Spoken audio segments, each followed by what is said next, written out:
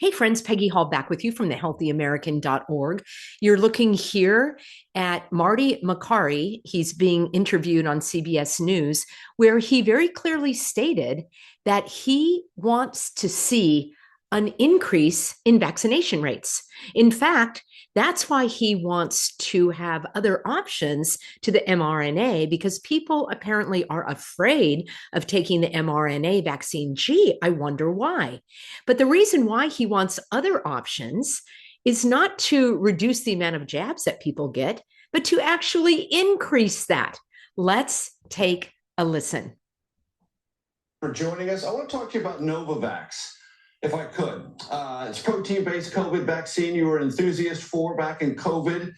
Its target date for permanent approval, as I understand it, was April 1. That's now been delayed.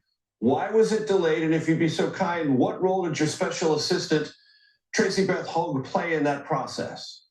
Well, first of all, Major, good to be with you. And yes, you're right. I have been enthusiastic about non-mRNA COVID vaccines. To help with people who have a tough time with taking mRNA vaccines, I felt that it could increase vaccination rates. Did you hear that, everybody? The last study that we have showing that it has a clinical benefit was from 2020 and 2021, and it excluded people with prior COVID infection. Now, essentially, everyone has natural immunity. Why didn't we have natural immunity previously? Now, I don't know about you, but I'm not a human pincushion, and I've never had so much as a sniffle. Just saying. So it's my general feeling, not with this particular product, which I can't discuss in depth, but with drugs in general, that we need to know if they work today in order to be able to recommend them. So we are asking some companies in general to do clinical studies, a basic clinical study, so we can educate the population and have information to work with. Should a 12-year-old thin, healthy girl... Wait a minute, a 12-year-old thin, healthy girl? I don't understand why the age and the size of the child matters. So you're telling me that overweight, sick children should get this? That's what he's saying. Get a 7th COVID shot this year. I don't know the answer to that because we don't have good clinical data. We can get that data. So what do you think, friends? They're going to get the data and tell us, guess what? We have the data. And now the 12-year-old thin girl should go ahead and get her 7th or 8th booster. There are some other concerning comments that it seems like people are missing. Let's take a look over here at this interview with Charlie Kirk. And I'm not going to play it for you, but I will read you this transcript here. And I actually made a larger screen here. Charlie says, will the COVID shots remain on the child vaccination schedule? And Marty Makary says, I'd love to see the evidence to show that giving young, healthy children another cooties shot would help them. But that evidence does not exist. So we're not going to rubber stamp things at the FDA. Friends, we need to break this down very carefully. First of all, he's saying he would love to see more children becoming human pincushions. He just said that. I would love to see the evidence to show, now this also troubles me, that giving young, healthy children, so older, unhealthy children should get it? Why are you giving these qualifiers? And how do you define young? And how do you define healthy? And why should just the young, healthy children, wait for it, not get another shot? So he was fine with the initial shot. It's the other shots, it's the boosters that now he is talking about. So that's very strange to me. So when you look at the entire statement, I'd love to see the evidence to show that giving young, healthy children another cooties shot would help them. But that evidence does not exist. So we're not going to rubber stamp things at the FDA. I don't think you're going to see a push at the CDC to be pushing cooties cocktails in young, healthy children. So that means there will be a push for the not young, unhealthy children. Otherwise, leave out the qualifiers. and just say children or children between the ages of birth and 18 years old, because then they have a choice after that. Well, we all have a choice, but they are putting this on the schedule that many states are following in order for those children to go to school, which I'm not in favor of government schools anyway.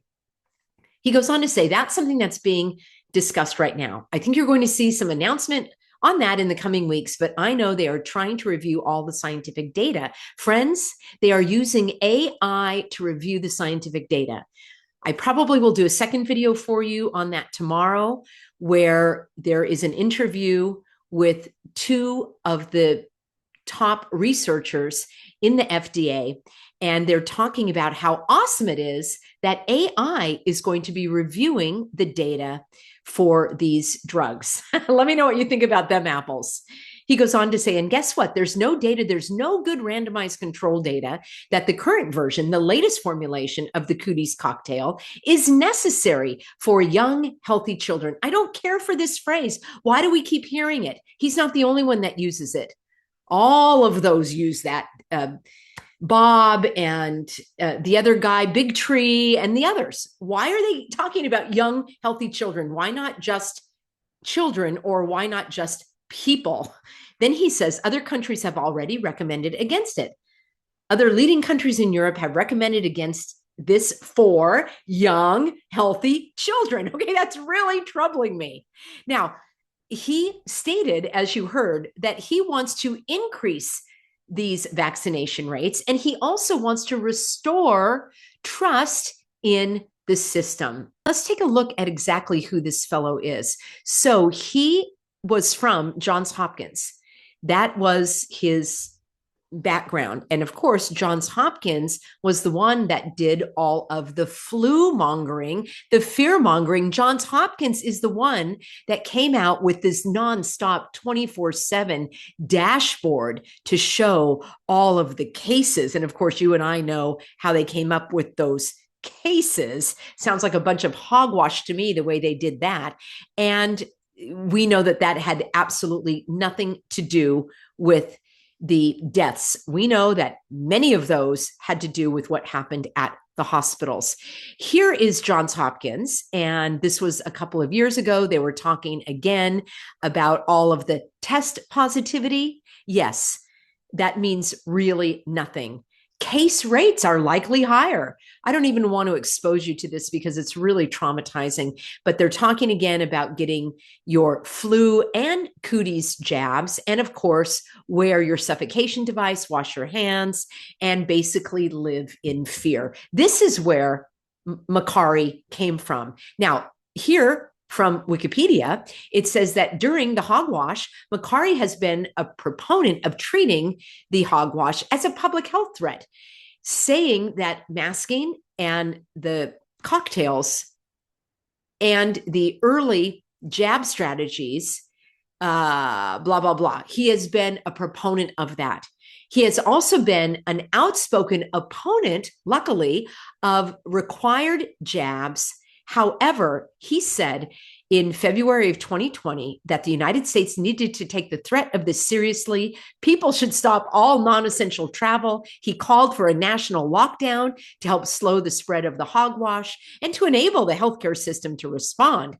So he was in favor of all of that. That is who is at the head of the FDA. He's the FDA commissioner. And Bob says, I'm excited to work with Marty Makary, not Malarkey, Marty Makary, to restore the FDA's proud tradition of gold standard evidence-based science and corporate capture and make America healthy again.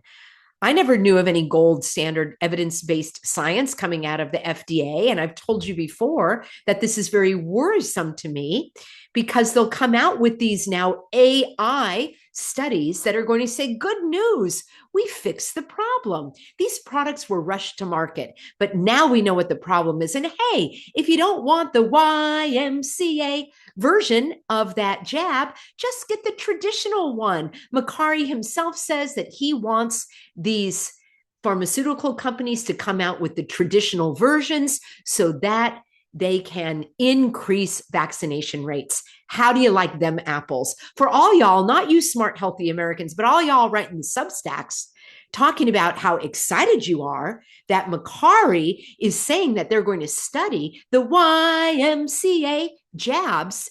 Well, you need to do a little deeper digging. So you're going to tell me that all the other ones are okay? That would be a big N. Oh, all right, friends, let me know what you think about them apples. Them are pretty rotten apples.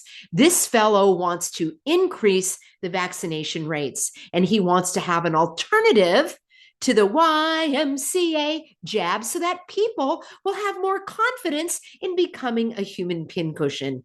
I'm standing up, hashtag never have, never will, and I have a feeling that you are as well. Thank you, everybody, for being on board. I'll be back with you tomorrow. That is 9 p.m. Eastern, 6 p.m. Pacific. Thank you to the moderators and all the healthy Americans that are standing for freedom, defending truth, and living by your convictions. See you soon, everybody.